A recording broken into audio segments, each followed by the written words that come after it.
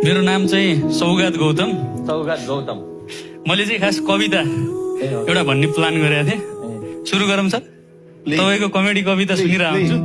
मेरो कविताको शीर्षक छ बेचिएका सपनाहरू भन्ने। अलिक सिरियस छ है, फेरि हल्का नाच्दिनु होला। बेचिएका सपनाहरू। आमाले छोरो बेचिन्, श्रीमतीले श्रीमान बेचिन्, ऊ आफैले राष्ट्रियता बेच्यो, देशले नैतिकता बेच्यो, अनि बल्ल किनिएको हो 1.5 लाखको आइफोन,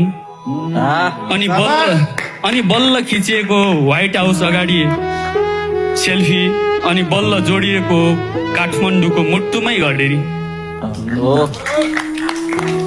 अहिले हाटकै छ सबैमा बेचेर आत्मसम्मान, भित्रिएकै छ छोराको पैसा, पाएकै छ देशले रेमिटेन्स, काटेरै साउसँग ऋण लागेकै छ छोरो अस्ट्रेलियातिर, छोरी क्यानाडातिर, कोही मेक्सिको जंगलमा हिँड्दा हिँड्दै रातमै बेचिए, कोही शरणार्थी बन्ने आशमै बेचिए, कोही कोरियाका कृषि फर्महरूमा, कोही जापान र सिडनीका क्लिनिक कम्पनीहरूमा बेचिए।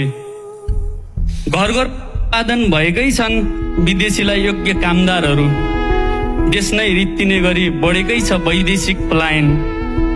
जब देशमा मान्छे नै सकिन्छन्, बुबालाई खाडीमा बेचेर किनेको आइफोनले छोरीले कोसँग फोटो खिचाउलिन्, श्रीमानलाई लन्डनमा बेचेर किनेको गहना श्रीमतीले कसलाई देखाउलिन्। हरेक दशैंमा घर सम्झेर फर्कने छोराले म त आउँदिन भनेर परिवार उतै बोलायो भने, हरेक तीजमा हाँस्दै माइत आउने छोरीले म त भ्याउँदिन भनेर विदेशमै हराए भने, हाम्रो संस्कृति रहला कि नरहला, हाम्रो परम्परा रहला कि नरहला, रुकुमकोटको ठुलो चौरमा मेला लगाउलान् कि नलगाउलान्, चचहुई गर्दै पिङ खेल्न पाउला कि नपाउला, अहिले पो सन्तान छन् बेचौँला उनैलाई, अहिले पो सन्तान छन् बेचौँला उनैलाई, युरोप र अमेरिकाको सपना देखाउँदै कुनै दिन सन्तान सकिएलान्, भएकाहरूको पनि बल सकिएला, बेच्नलाई सन्तान सकिएको दिन ए सरकार, मुखमा गाँस रहला कि नरहला, बस्ने बास रहला कि नरहला, बाँच्ने आस रहला कि नरहला, अझ भनौ यो देश रहला कि नरहला। धन्यवाद।